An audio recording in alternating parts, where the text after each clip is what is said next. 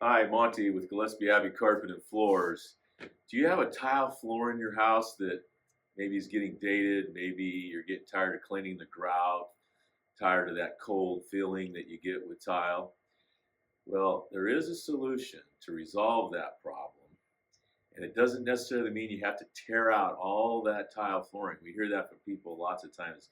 Man, I just don't want to go through the mess and the dust and the time and the money to tear out all this tile floor. Well, you can go right over the top of it with some of today's flooring technology.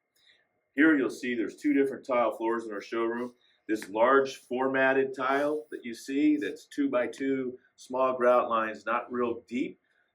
You can actually just fill that grout line a little bit, or maybe even go right over the top of it without having to do anything.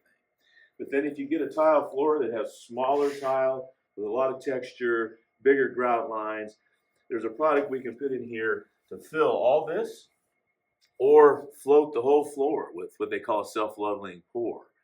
And you get a smooth finish, and then you come right over the top with your luxury vinyl plank. And you could do this in a tile look or a wood look. It's amazing the difference in temperature between here and here.